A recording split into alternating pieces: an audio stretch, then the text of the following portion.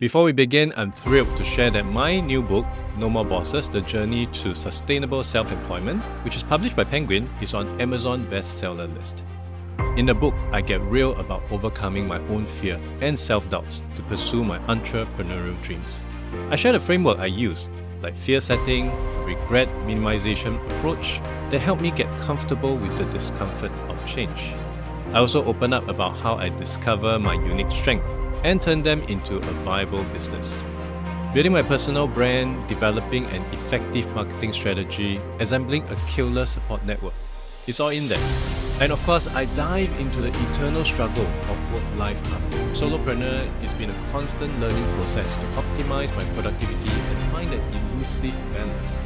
But trust me, it's been one heck of a journey. Now, whether you're already self-employed or just toying with the idea, I'm confident this book is going to provide you with the roadmap full of real-world guidance and inspiration.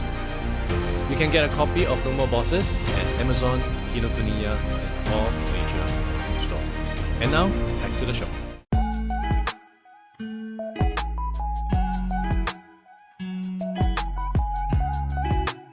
Hello everyone and welcome back to another episode of the Adrian Tan Show, where we explore the journeys of innovators, entrepreneurs, and creative mind. I'm your host, Adrian Tan, and today we have a fascinating guest joining us. From treading the boards as an actor to shaping the digital landscape of content marketing, our guest has worn many hats in his 25-year career spanning the UK, US, and now Singapore. He's a storyteller, entrepreneur, and now a coach helping creatives to build sustainable businesses and teaching business people how to communicate authentically. Today's episode is all about navigating the intersection of creativity and business, understanding the impact of AI on creative industries, and learning how to build a creative career that aligns with your lifestyle. Without further ado, I'm thrilled to welcome Neal Moore to the show. Neal, thank you for joining us today. Thank you for having me. Now, you have quite the journey from actor to journalist to content marketing pioneer. What was the pivotal moment for you? How did all that come about? Oh man, that's a big question. So I get bored very, very quickly. I do get bored quite quickly. And I like to have lots of strings to my bow. I studied acting. That was what I started out to do. Then got into television production just because when I was leaving school in the late 90s, that was media was the cool gig to do. I got in as a runner to a children's television show, which was quite fun for a few years, but it starts to turn your brain to mush when you're just watching cartoons all day. So I retrained as a journalist because I thought maybe I should do something serious and sort of important.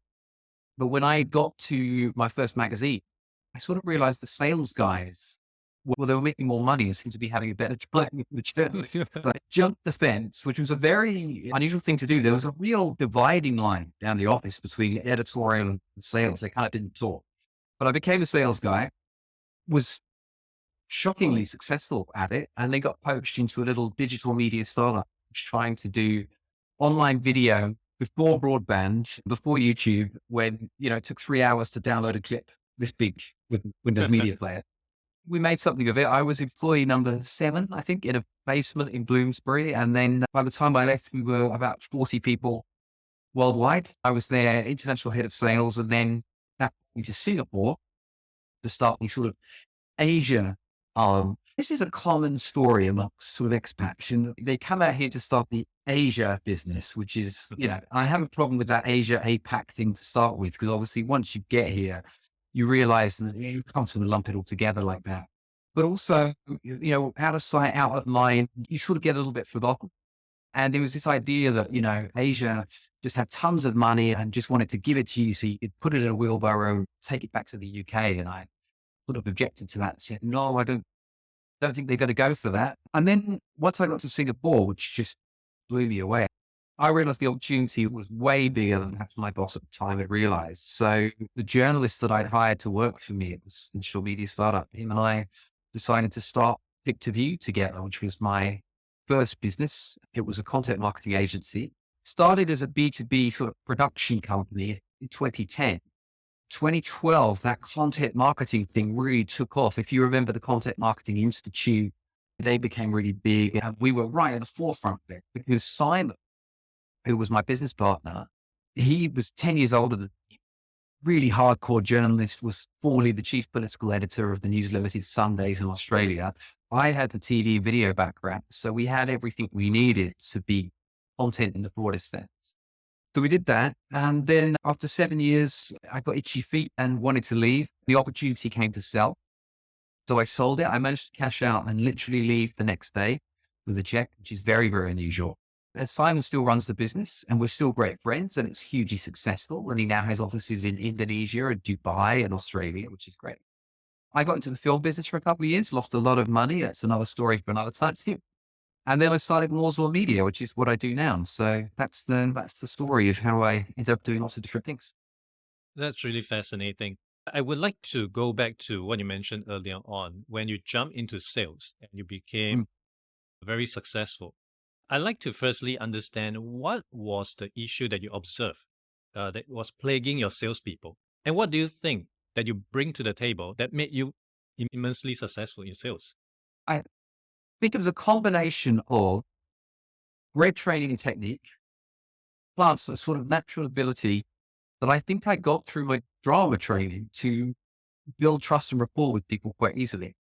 So if I start with the technique, I joined a business to business publishing company for about 6 months on a graduate training program, even though I was 26 and had been working for quite a while before then.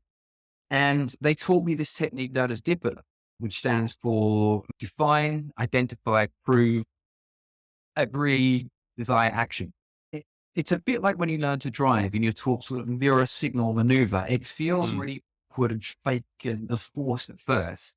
But after a while, you do it without even thinking. And that technique really, really helps. And this isn't a sales podcast. So I'm not going to go into each part of the process, but I do think technique has a part to play. I teach now creatives how to, negotiating technique, closing technique and active listening, open questioning, all these things that make you a good technical salesperson. But none of it's any good if you can't build rapport with people. And that comes from confidence, the confidence not to speak. A lot of people think sales is about you get in there and you pitch and you don't let up until you bought something.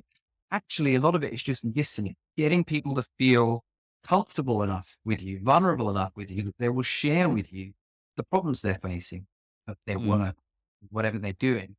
And then your job is then to try and turn whatever you're selling into the solutions of that problem. So this is what we call consultative selling as opposed to prescriptive selling. So you're listening out, you're trying to define the problem. And then I'm doing different now, define the problem, identify your product or service as the solution to that problem, blah, blah, blah. And in the drama training, you spend a lot of time doing trust exercises and pretending to be a tree. And you say, why am I doing this? Why, I just want to be, Robert De Niro, a taxi driver. What's this got to do with anything? But that ability to be instantly vulnerable with other people and have them be instantly vulnerable with you and to make them feel safe and to build rapport. Sometimes you walk onto a set and you've got to be doing something quite intimate with someone you met 3 minutes ago. You have to learn to do that quickly. And I think those two things give you quite a unique edge as a salesperson, I suppose.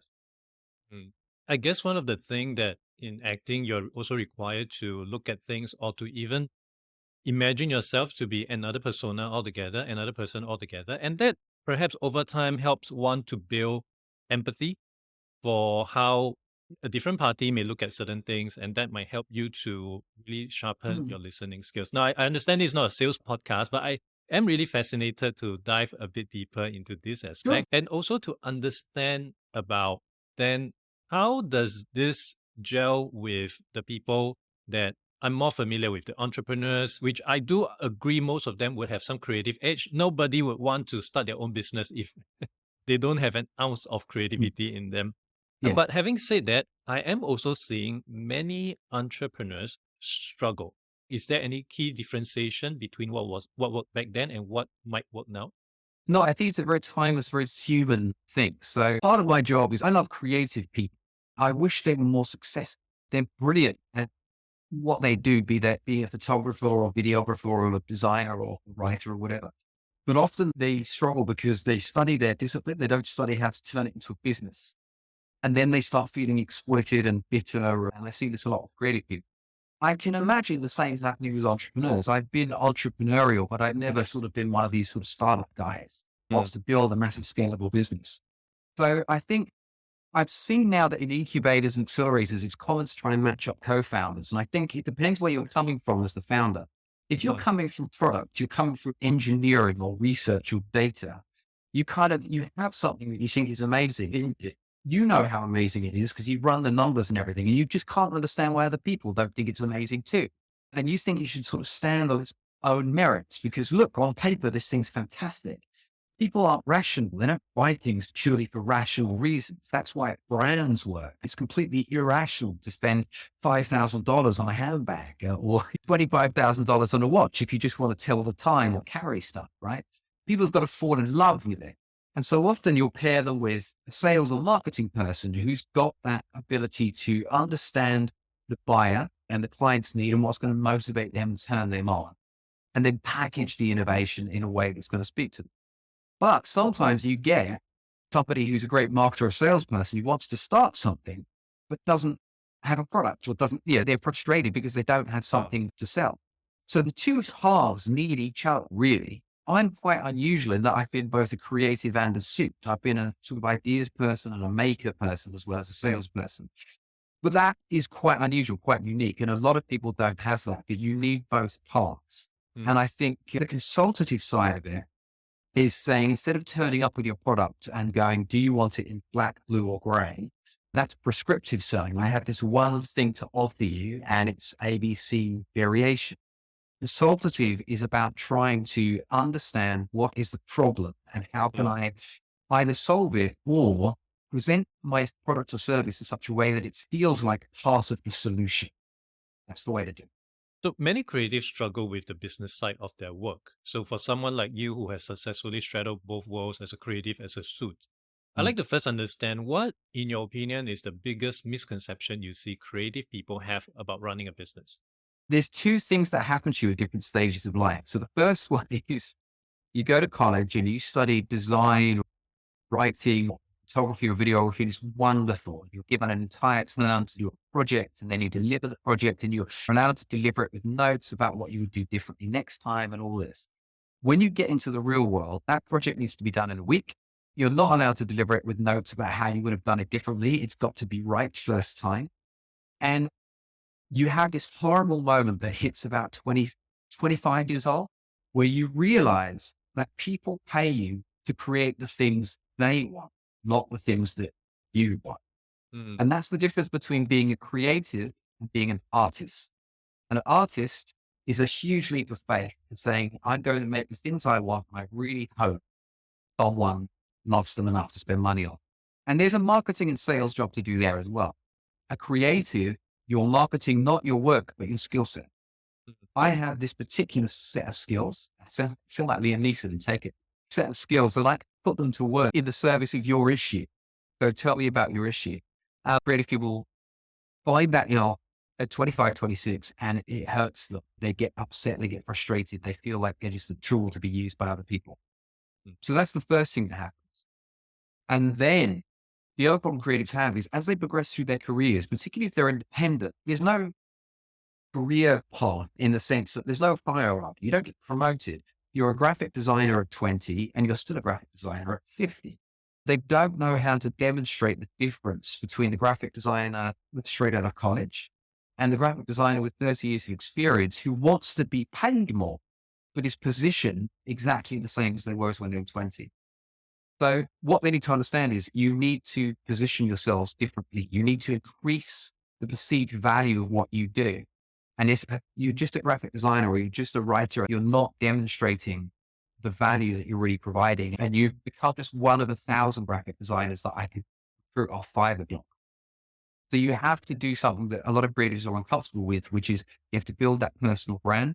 You have to understand the concept of a value proposition, of marketing, of positioning, pricing and negotiation as well. These are all parts of how you increase your actual value and your perceived value. That's a really great point because the 50-year-old graphic designer can no longer catch up to the kind of energy level that is required of a 20-year-old graphic designer to begin with. They shouldn't need to, because at that point, you're the master. You should be the master of your craft. And it's not about volume. It's not about the amount of work you do or the speed at which you do it. It's about the depth with which you do it. Actually, you should be working quicker in so much as it shouldn't take you as long to get to the solution, the answer, the design, the outcome that the client's looking for because of your experience. The problem is a lot of them charge by hour or by project. So when they do things quicker, they actually get paid less because of the way they price. Because again, they haven't understood that part of the business well. Sorry, I interrupt. No, no, no, it's okay. Yeah, it's just like a lot of consultants out there because they bill by the hours. They Mm. never have any motivation to do things quickly, which I completely understand to some degree. But I guess to your point, it is really trying to show the world that you have reached a different level of work mastery altogether. And that has to catch up with how you position yourself. The Yeah. website that you've created 30 years ago to market your service and business can no longer serve you well 30 years later because it's just different. For some people, the answer to that is by learning new technologies. They go, well, I've upskilled myself. I know this technology and that technology. Well, that's fine. But, you know, kids have access to the same technologies as professionals now. When I was first in television, the editing suites were the size of a room. You had to have a room for, and the hard drive was, I got in at just when it was transiting over to digital, we used digibeta tapes in these $50,000 digibeta machines. And you had to have 3 tapes running, one with the play in, one with the overlay, and one with the output. All of that technology, which my old company used to pay £500 an hour in a Soho edit suite to use. All of that technology now comes free in your laptop or on your phone. Yeah, with CapCut, things like that. Your value does not lie in your knowledge of technology. It lies in your ability to understand the client, to interpret their needs, offer a solution that meets and exceeds those needs quickly and with less hassle and less fuss. So there's one aspect which I read in the brief before our conversation, which is about building a creative business to support your lifestyle. I'd like to Mm. understand, firstly, what's your lifestyle like right now? And of course, how could one manage to align their work with their personal goals and values over the years? So when I started Click to View, I was 30 years old. I'm 40, I'll be 45 this year.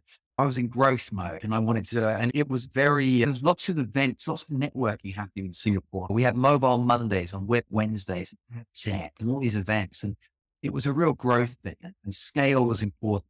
And we wanted to sort of straddle the globe and stuff. And I think people feel quite pressured to build these massive businesses, scale. Often when you talk to people, usually people who don't run their own business, have never run their business, they'll say things to you. They'll ask you a question that sounds smart and actually is. They'll say, so what business model? And you think, people pay me and I deliver work. It's not clever really. It's like you go to work, you get paid at the end of the month for the work you've done. And people say, well, how are you going to scale? Well, why do you need to scale? You don't need to scale. When I was running there, wanted to scale. That was what it was trying to be a big agency and it has scaled now, particularly under Simon's leadership. I have to give him full credit. He's brilliant. Moore's Law Media doesn't really want to scale. I have Mia, who is my project manager. I have Jane, who is my accountant. They both Mia lives in Manila. Jane lives in Taiwan. They work part-time. You asked about my lifestyle. So I'm at home.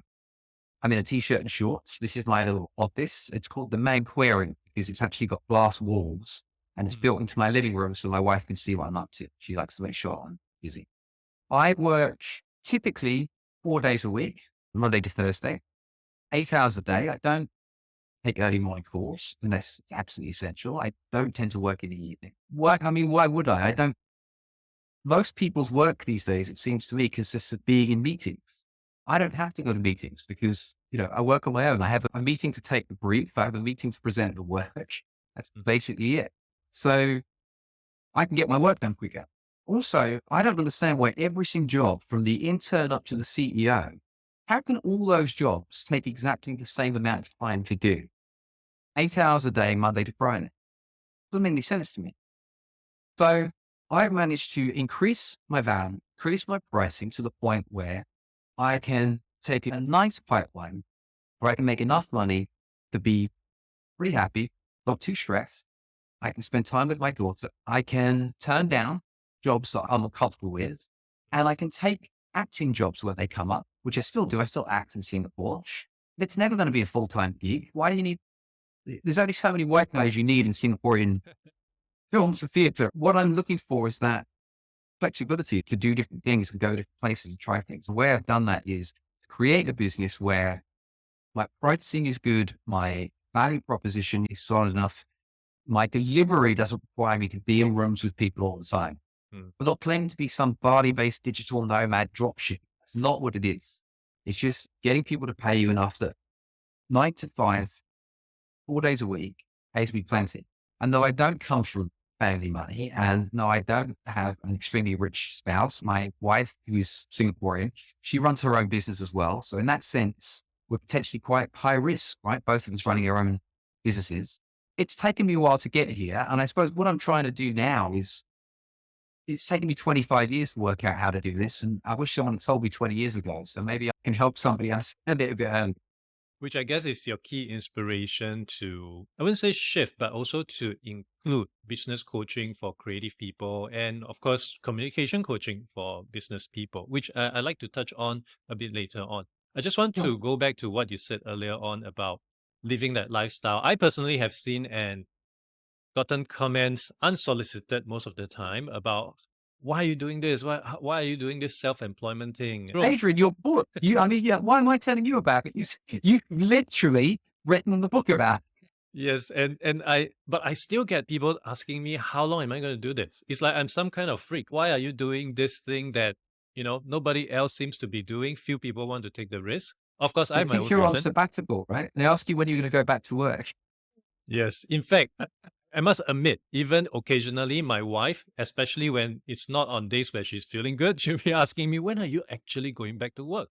And I completely understand where they come from. But I think one thing people often overlook is the kind of opportunity cost that one has to give up in a corporate job, in trying to chase for the famous thing that Y Combinator say, the triple, triple, triple, double, double, where you get 100 million revenue, 200 million, and then exit, IPO, whatever it is. Yes, it sounds very nice. I do want to point out it's survivor bias. We only profile and read the cases that actually work out well. The other It's like buying a 99%, lottery we never ticket. read about them.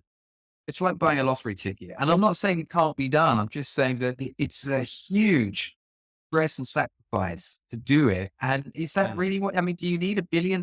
Is that what you need? I don't need $1 billion. I don't need anything like that. Gratitude definitely forms a part of it. It's sort of going, do you know what you've got? We live in a 2-bedroom shop house. Most of my friends live in landed property. Good for them. I'm not prepared to take on a multi-billion-dollar mortgage just to have a slightly bigger house that I don't really need. I'm just so grateful with what I've got. I'm not second racing. I put my mind to it. I could have a Porsche. I just don't want a Porsche. I think it's really aligning to your personal values as well as what your priorities are.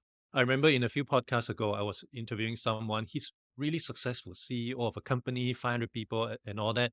Everything is good for him until the very last part when I asked him, what would you want to tell your 30-year-old self? Oh, things like you should spend more time with the family. And he basically touch and go, but I could sense the same story, which I've heard from other people as well, who spend like 95% of their waking hours on work and then realize, where are all my family?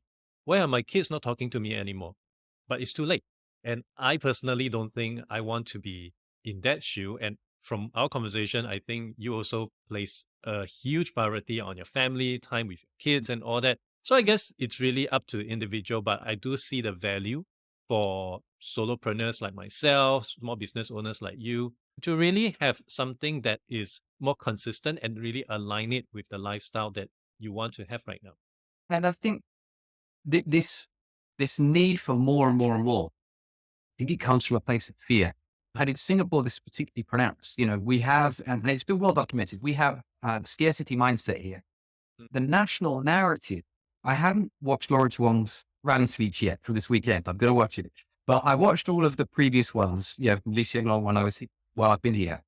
And the national narrative is always the same. This could all end tomorrow. We could be back in the kampong tomorrow if we're not careful. We must keep striving. You're not going to end up back in the kampong. Have you seen it? It looks like Blade Runner out there. We bank all of the world's money. It's not going to disappear tomorrow. I'm not saying you shouldn't work hard. It's not what I'm saying at all. I'm just saying you should work hard and you should work out what you need to be happy. You should put a number on that, know it. And when you hit that point, 100%. I remember a few years ago when it was still the previous prime minister, he did mention a statement about hoping that Singaporeans would have divine discontent. I took major issue with that statement because, like what you Oh, said, it is just trying to tell people that and continue to add weight to this scarcity mindset, which of course, mm. yes, we all would want type A personality working 10 hours, 12 hours a day to bring up the economy, bring up the country. But I think, again, we also have to look at what individuals are really after. Yes, you want to be rich, you want to be important. There's plenty of rich and important people at the graveyard too.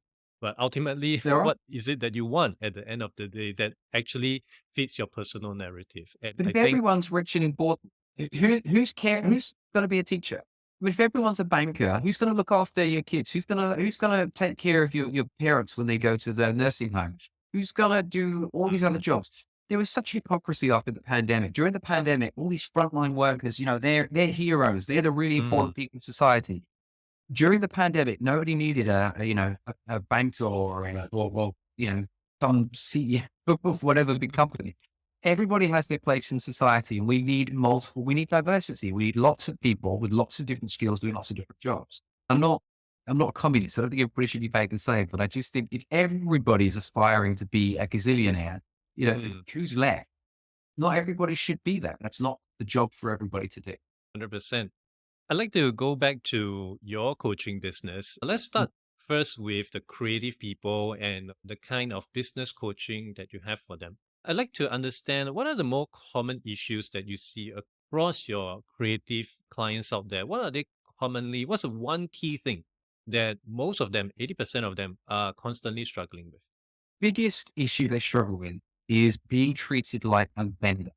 I recently Mm, wrote about this where in our part of the world, the structure is very hierarchical. Often, the customer feels like they have a sort of power over the vendor. I hate the word vendor, At the end of the day, if you hire me, you're a big company, you hire me to do something for you. I, you know, we're both working to the same goal, which is to solve whatever problem it is you have. So I think a lot of them feel like they are disrespected, undervalued, the demands put on them to deliver more, quicker, better, with no real appreciation for the value or quality of their work or their well-being or their mental health. All these companies, large companies, make a big deal about their, you know, mental health advocacy in the workplace. But what about when it comes to your vendors and your suppliers? What about their mm, mental health? What about, their well-being? that's a great point. They don't really care about that. Withholding payment and all this, but these are all things, or these are a lot of these things are things that could be solved by understanding more about how to run a business better. You can get out of that vendor position, but it takes a while and it means dedicating a little bit of your mental resource to learning business. Now, like accountant Jane knows very well, I can't look at a spreadsheet. I just can't bear it. And numbers, I just do nothing for me. So she sends my monthly statement in a Word document, because that's the way I need it.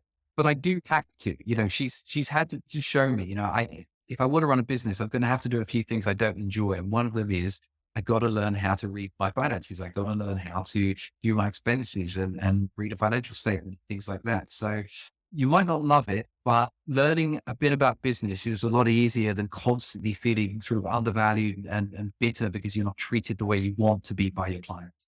That's the Mm. number one.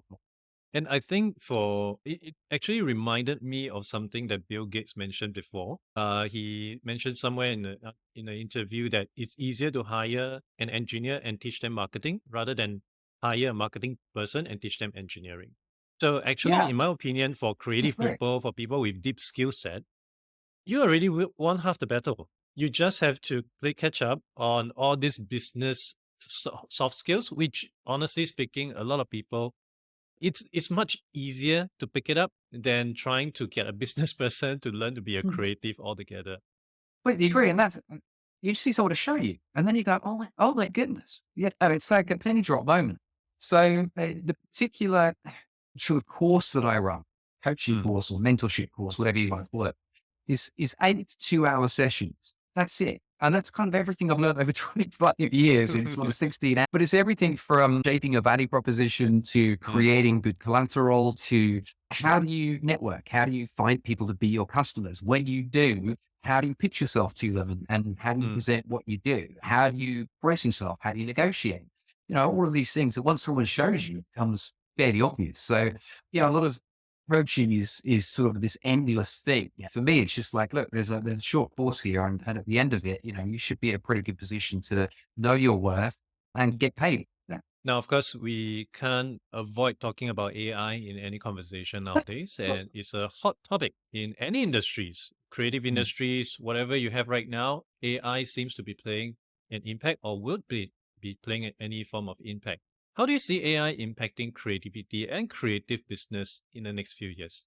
Oh, good Lord. It's vast, isn't it? It's a vast question. So one of the reasons that I think it's important to understand business skills if you're a creative is right now you need to advocate for yourself because someone somewhere is thinking, are we getting AI to do?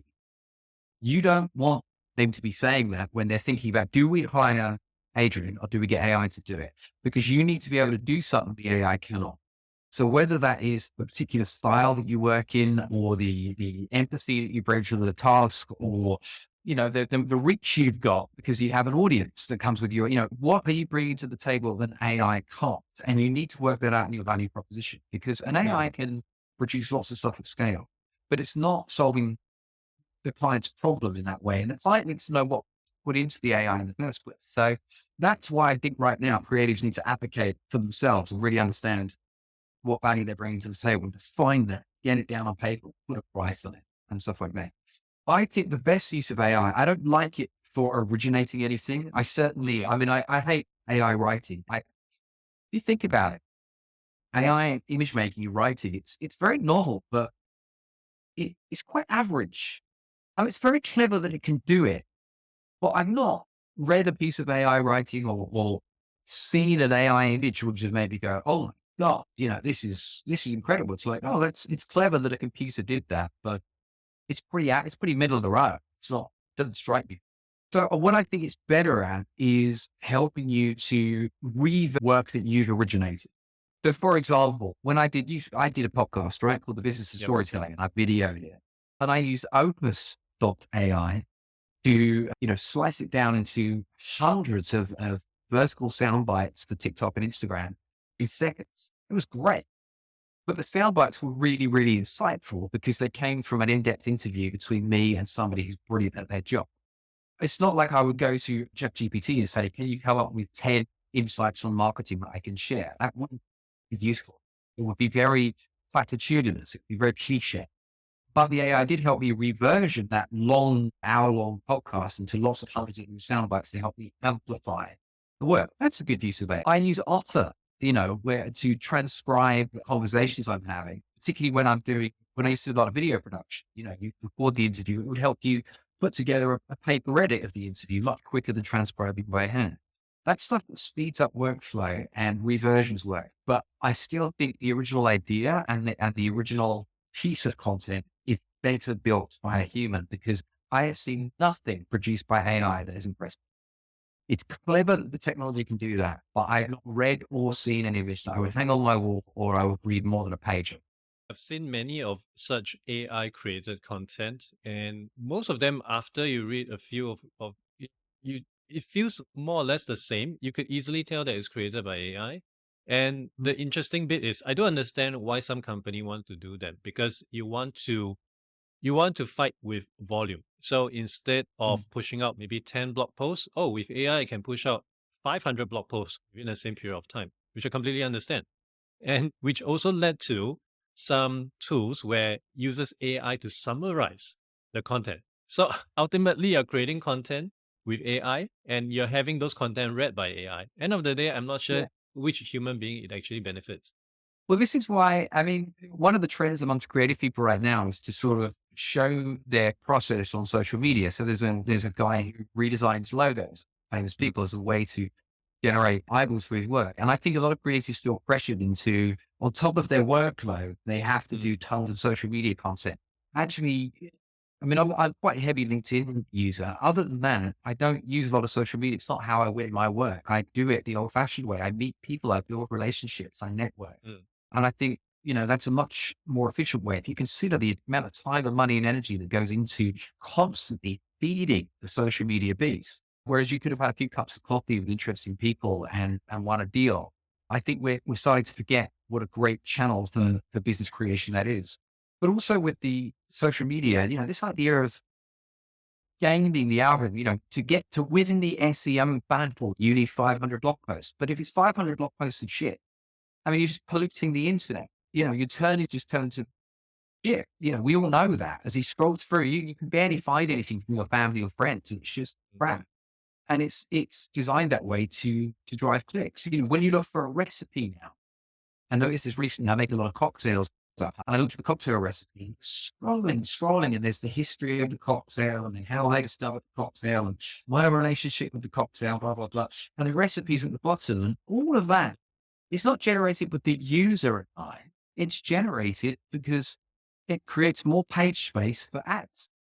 So I think what you need to do is you need that direct relationship with your customer and your audience. So I write on Substack because I think that direct relationship through newsletters, I don't need to win an SEO battle. You don't need to find me.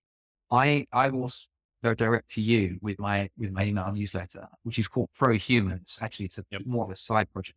I think that's what you need to do is you need to build up that direct relationship not through the big platforms that are algorithmically controlled, but through direct networks. So email addresses, phone numbers, and to an extent, LinkedIn, direct messaging. Piece before complaining about why in many different recipes, the time needed to caramelize onions seems to be ridiculously short. And when many people try to replicate those recipes, it just doesn't work. Because caramelizing onions, for those who haven't tried before, takes a really, really long time. It's a lot of work. So the hypothesis Why is and the that? rationale at the end of the article is, if you tell people that this recipe will require 3 days for you to do, nobody's going to read the rest of the article. I'm like, what the hell? So you're going to tell lies in order to get more traffic to your page. And that is just a tip of the iceberg. So to your point, there's a lot of stuff out there which are just not even real nowadays, but it's just out there for the purpose of drawing more traffic, drawing more eyeballs. And this is when every brand you talk to, every marketer talks about the importance of authenticity. And there's all this sort of AI generated slop. It's been called AI slop. There's a great website called 404 Media who termed it AI slop that goes out there. But I think the internet has become this game that cheat to win. And I'm not sure that's very healthy. So the communication bit, like a human in the age of AI, obviously is going to be more and more important. And you personally have spoken about this before. Are there examples of how this approach could make a significant difference for one of your creative client, or maybe even for one of your business client, or maybe even in your own work? Yeah. So there's sort of two parts of the business I do. One is the business coaching for creative people because I value them and I want them to survive the AI. It gives me a bit of purpose. I like that. But creative people, you're not always flush with cash. So I still have to sort of serve the bigger companies. And I found the most useful thing I can do for them at the moment is help them with communications training, having been a sort of actor and journalist. Mhm. And why is that important right now? Why does it matter? Because in the age of AI, there is this question of authenticity. Do you mean it? And the only way you can combat that is by putting faces in front of your content, putting people in front of your content. It's well known that people follow people more so than they follow brands. It's why huge brands have the higher influences. It's why company pages on LinkedIn are nowhere near as effective as the leadership individual profile pages. So I think, more and more leadership is going to need to be visible to really show that they mean what they're saying. The problem is what gets you into the CTO role or the CIO role or whatever you're doing is not necessarily your abilities as a communicator. It's your ability to be fantastic at whatever job you do. And so it's slightly unfair. They're now expected to be brilliant stage performers, camera performers, webinar performers. So I want to help them with that because I do think we also need to humanize these companies and also they need to be a little bit more accountable, I think. And I think, putting faces in front of companies is healthy for the consumer to know who they're buying from, as well as healthy for the company to make sure that they are sort of held to account for what they do and what they say. Now, looking back at your journey from click to view to Moore's Law Media and now Pretty Neat Productions, what's the most valuable lesson that you've learned over the past 20, 30 years, perhaps, that you, if given a chance to tell your younger self, you would definitely tell him this is the one key thing you should take note of? There's two things, but they sort of represent each other. So the first is that sale is the single most important skill for whatever you want to do, because sales is simply the job of persuading somebody else to your point of view. And even if you're not in the sales role, any meeting you're in, you're trying to persuade someone around to your point of view to do it this way, or to meet at this time, or to, prioritize your project or whatever. You're always selling something, even if it's just a process or a way of doing things or whatever. So I think sales, learn how to do it as early as you can, and it will help you in every aspect of your business. Let's say you're negotiating with a client, not over money, but over the logo or over the cut of their video or something like that. You're trying to win that. That's a sales process. You're trying to sell them on your idea, not their idea, and negotiate to close on your idea. It's all sales. That's the first thing. Within sales, God gave you 2 ears, 1 mouth. Listen twice as much as you speak. So obviously I'm speaking a lot here because you're interviewing. Just listen, stop. Particularly when you're young, you're so desperate to prove your value, prove your worth, show you're clever. You're so worried about being underestimated in the room that as soon as someone says anything, you want to be like, I've got the answer. I've got the answer. Truly confident people can sort of chill, sit back, let the client unburden themselves. Get everything off their chest, whatever it is. Take your time. Stop being such a hurry. If you're dating someone, maybe if a conversation with someone, what will make them feel it was an amazing conversation with you is experience. If someone comes away from a conversation feeling like they've been listened to, they will say, my God, that was a great conversation. Even though you barely spoke, it's really about listening. And that, I think, is how you really affect and impact how people think and feel about you. There's this saying, I can't remember from who. People don't remember what you said, but they remember how you make them feel. I think it's Maya Angelou who said that. Yeah. That's correct. Yeah. And I think it really require a lot of listening to really help process what the conversation is about. You don't want to be a brick wall and just be one-sided, but at the same time, you want to make sure that it's, I guess, to your earlier mention, being consultative, perhaps a consultative conversation in a way, to help someone better understand the premise that you're coming from, and to perhaps just make it a more engaging conversation. I just have all those open questions. I mean, when I sit down with a client, first thing I ask is not what's the brief. It's how are you doing today? How's work going? What's your day normally look like? What kind of business are you in? And you find out little things along the way. So if I can give you a very good story, I once met the CTO of some big tech company. They're defunct now. It was a networking event, and he told me a story about how when the Fukushima disaster happened, his company quite literally sent frogmen down under the water to sort of rejoin the fiber, the optic fiber cables that come up on the beach to kind of get the internet going so that they could use digital communications to find people under the rubble. And he said, do you think that's a good story for my business? I said, are you kidding? It's a great story, so cool. And he said, well, how would you tell it? I said, oh my goodness. Well, we need to call CNN or CNA, get some footage of the disaster. We need some before and after pictures. Need to talk to the frogman. We should definitely get some of the victims that you helped. And he said, yeah. Oh, what I was thinking, you could come and interview my CEO of it. And I went, what? Yeah, interview my CEO. I said, what? So he can sort of sit there and say, as a leading provider of technology solutions, we're proud to go above and beyond for our customers. I was like, that's so dull. Like, you have such a good story here. That's so dull. Anyway, I found out much, much later from someone who worked with it that he was on the chopping block and he was trying to get FaceTime with the CEO. But obviously he couldn't tell me that, right? That would be too vulnerable, and then so because I met him at a networking event and we hadn't taken the time to get to know each other, I made this about what he needed. But actually, if I'd spent longer talking to him and asking him, I would have got to that. And then I'd have said, no problem. Goal here is not to tell a story, it's to make you look like a rock star and fucking CEO. So I'll come, I'll bring the big camera, even though we can shoot it on a little camera, I'll bring the big cameras and the lights and the makeup, and I'll let you shout cut and action, and you look like an absolute rock star. You know? So that's the power of listening and asking questions and getting vulnerable. Actually, between the lines, how it work now. I'm reminded of a newsletter that I subscribe to all about B2B marketing. And of all the different episodes and issues that I received, there's only one particular one that I remember. It's a very short newsletter and it's about B2B sales or B2B marketing. It's all about making your buyer look great in front of their boss. Full stop. Yeah. That's it. It's a big part of it. It's a big, big part of it. You know, I always say, you know, when failure is owned by the supplier, success is owned by the client. You know, when I'm in a meeting and someone says that was a fantastic idea, it's like, well, you know, I have to thank blah, blah, blah for that. You know, she really inspired me to come up with that idea. I mean, of course. And again, it's not inauthentic. It's not, if you are truly working in partnership to deliver a solution, if you get rid of that vendor customer kind of dynamic, then actually you should almost not be able to separate your ideas because you're working in sync to do them together. That's the dream partnership. That's great. And I think the sales aspect of things is really important. I know a lot of people out there who may be in different function. Oh, I'm not in sales, I'm in marketing, I'm in customer service.